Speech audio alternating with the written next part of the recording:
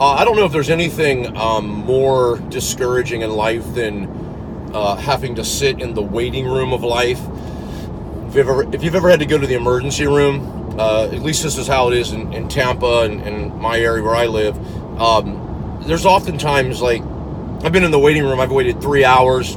I've waited 4 hours before in the waiting room, and that's just a sucky place to be.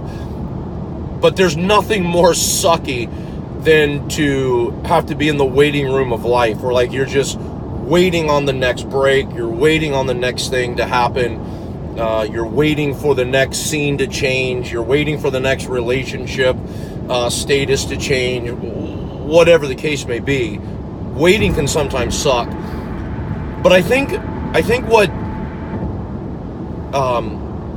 the difference between those who are successful and those who aren't successful oftentimes is found on knowing when to wait and when to take action.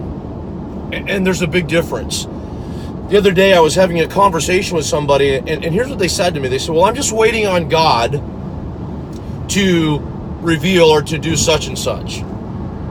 And I started asking some leading questions that made me realize something about their life that I think is true about all of our lives. And here's the statement that I said to them. I said, maybe it's not you waiting on God to move. It's actually God waiting on you to do what he's already told you to do and given you the ability to do.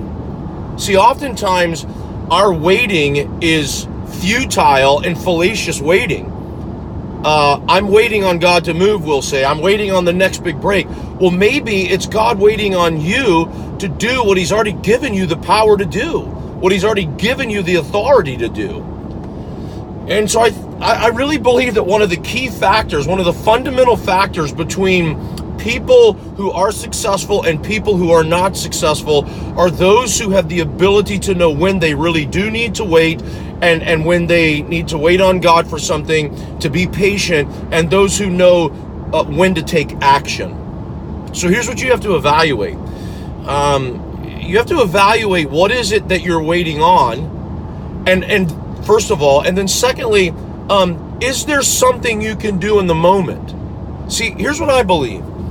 I believe in a God of this universe. I believe that God intervenes. I believe in divine interventions. I believe that God can step in and do things. But I will tell you this, that I believe with all my heart. I do believe that God will do for me what I cannot do for myself. But here's where it's key. Here's where this belief takes action and traction in my life is that he will only do for me what I can't do for myself when I do for myself what I can. That's the difference. It's learning to do for yourself what you can do for yourself and letting God do for you what you can. And this is how we determine the difference of I'm supposed to be waiting, I'm waiting on God to move, I'm being patient right now before I rush headlong into something, and it's time to take action. So what is it that you can do? What is it that you've been given the ability to do? What is it that you've been given the authority and the power to do? Do those things. You don't have to wait for permission. You don't have to wait on the next big break. Do those things. And I believe that if you start to do those things, then you'll start to see the other things begin to move and to shift. I hope you receive this. I hope you go after it. You deserve it, and you're definitely worth it.